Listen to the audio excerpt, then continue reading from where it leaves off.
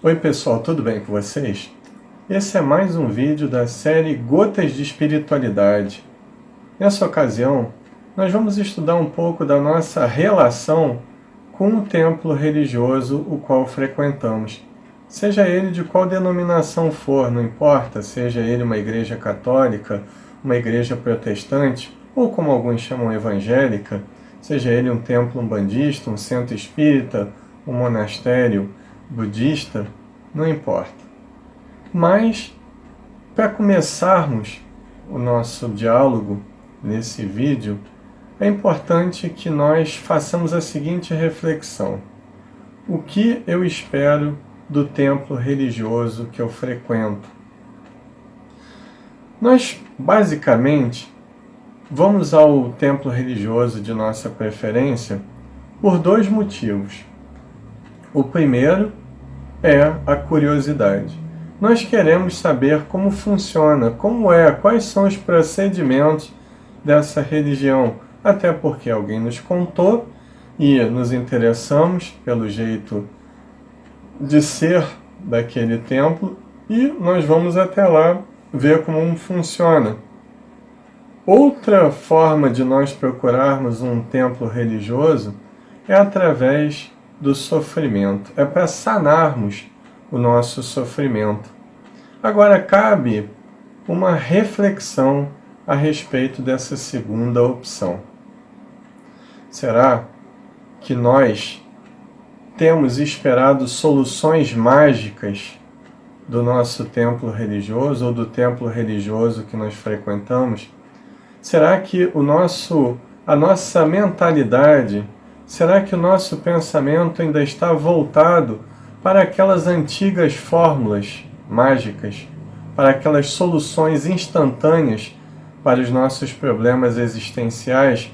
Será que a gente está esperando que esse templo religioso resolva e preencha todo o vazio existencial que existe dentro de nós? Será que nós estamos esperando que o templo religioso corrija toda a angústia, transforme essa angústia em alegria, em serenidade? Será que nós estamos esperando do centro espírita ou de qualquer outro templo religioso uma solução mágica para os nossos problemas? Essa é a primeira reflexão. A outra é uma reflexão que eu acho muito importante, que já ultrapassa a esfera da nossa crença religiosa. E ela quer dizer sobre a nossa própria vida, do porquê da nossa existência. E aí nós fazemos a seguinte pergunta: quais os nossos ideais? Quais os nossos projetos e as nossas metas existenciais? O que temos elaborado para a nossa própria vida? Independente da crença religiosa que possuamos, quais os valores que eu tenho adotado para viver, para continuar vivendo em sociedade e, sobretudo, vivendo comigo mesmo, na relação intrapessoal, ou seja, na relação que eu tenho com a minha própria mente, com a minha própria psique. O que nós estamos realmente fazendo da nossa vida? Porque ideal é algo útil, é algo nobre, é algo que tem um fim útil, tanto para quem o projeta, quanto para quem vai recebê-lo. Então, para que nós possamos pensar um pouco mais profundamente, de forma mais ampla, eu trouxe aqui um trecho do livro Mereça Ser Feliz, lá no seu capítulo 1, onde Eurípides Barçanufo faz palestras, ou melhor, faz uma aula inaugural para um curso de tarefeiros na área da mediunidade que estavam encarnados. Então eles compareciam a esse local no mundo espiritual e começavam então um curso a respeito das suas tarefas, a respeito das suas responsabilidades perante aqueles projetos assumidos antes de reencarnarem, nesses projetos contidos em nosso projeto reencarnatório. Então vale a pena nos aprofundarmos num trecho da palestra de Eurípides Barçanufo, quando ele diz o seguinte: eu convido vocês a acompanhar o pensamento de Eurípides a respeito dessa nossa relação consigo mesmos e da nossa relação de responsabilidade para que possamos oferecer algo de útil à sociedade. Vamos acompanhar? Além de caridade e estudo, na forma como nossos companheiros terrenos têm compreendido, precisamos ensinar-lhes a cultivar ideais, a desenvolverem projetos de vida, a terem metas existenciais afinadas com a proposta educacional de Jesus, e a entenderem com mais acerto o que é humildade, para não cederem às injunções dolorosas da depressão e da desistência, tão comuns mesmo sob a tutela das tarefas doutrinárias. Conduzamo-los o quanto antes ao contato com as verdades evangélicas, estudadas com sensatez e fé racional, para sedimentarem uma esteira nova de motivações em todos os campos de sua vida. Que interessante o pensamento de Eurípides Barçanufo para aqueles tarefeiros encarnados em desdobramento. Que chamada de responsabilidade, que chamada consciencial com amor e com carinho que ele promoveu para aqueles candidatos, ou melhor, para aqueles tarefeiros já comprometidos com alguma tarefa. Então, vejamos bem, anteriormente no início do vídeo, nós falamos para pessoas que apenas frequentam determinado templo religioso e que procuram de alguma forma auferir algum benefício para si próprios nesse templo. Agora nós falamos de pessoas comprometidas com tarefas em determinada casa religiosa, seja tarefas de liderança, sejam tarefas de manutenção, seja tarefa de divulgação, ou seja tarefa de intermediação do mundo material com o mundo espiritual, não importa. Mas será que nós temos pensado e cultivado a mesma crença que os frequentadores desses templos religiosos têm? Será que, como expositor, eu tenho pensado em praticar realmente, ou pelo menos em tentar praticar aquilo que eu explano, aquilo que eu explico, aquilo que eu ofereço teoricamente para as outras pessoas a respeito da reforma íntima, a respeito do Evangelho de Jesus, a respeito da doutrina espírita ou a respeito da religião da qual eu participo, da Bíblia? Será que, como médium de alguma casa religiosa, principalmente dos templos umbandistas e dos centros espíritas, nós temos pensado que mediunidade é só aquele momento que é exercido no nosso templo religioso, só aquelas horas ou aquela hora semanal que nós, entre aspas, emprestamos o nosso corpo, a nossa manifestação mental, a fim de que os espíritos possam se comunicar através de nós, traduzindo os pensamentos e tentando traduzir as emoções e os sentimentos deles? Ou será que o comprometimento do médium é bem maior do que apenas ser intermediário com o mundo espiritual? Será que a tarefa maior do médium não seria o autoconhecimento através da mediunidade? Não seria aproveitar todos os exemplos, todos os pensamentos que são vertidos através de nós, pelos espíritos, e vermos se precisamos daquelas lições que foram endereçadas às outras pessoas através de nós? Será que nós temos pensado na mediunidade nesse sentido de autoconhecimento? Pois bem, E aí se faz necessária uma pergunta importantíssima. Nós conhecemos o projeto educacional de Jesus? Será que o projeto educacional de Jesus é apenas o estudo da nossa religião e a prática da assistência social? Ou seria um comprometimento individual com a própria consciência? Vamos tentar elaborar um conjunto teórico a respeito disso, baseado nas próprias palavras atribuídas a Jesus nos Evangelhos. Dizia ele: conhecereis a verdade e a verdade vos libertará. Mas que tipo de verdade a qual falava Jesus? Será que a verdade que nós admitimos sendo o conjunto de fatos ou o conjunto de crenças que nós defendemos em nosso templo religioso? Ou seria uma verdade que está interna? Ou seria a verdade daquilo que a gente sente, daquilo que a gente pensa? Essa é uma verdade interna, aquela que Jesus se referiu.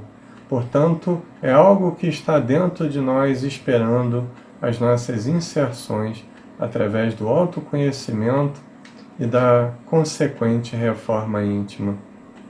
Então Jesus disse mais: bem-aventurados os pobres de espírito, porque é deles o reino dos céus, ou o reino de Deus. Tirando as diferenças de traduções, que nós não vamos entrar no mérito agora nesse vídeo, mas os pobres de espírito, os humildes de espírito, os pobres pelo espírito, são aqueles que já começam a exercitar o dom da humildade. E é essa humildade que nos leva até o reino dos céus, ou seja, até essa felicidade contínua que já não mais pode ser tomada por situações adversas em nossa vida. E aí, dentro desses conceitos de Jesus, nós temos outro importantíssimo. Ele dizia: aquele que se eleva será rebaixado, e aquele que se humilha será exaltado. E essa é uma máxima de Jesus que nós precisamos ter muito cuidado com o sentido figurado que ela tem por trás.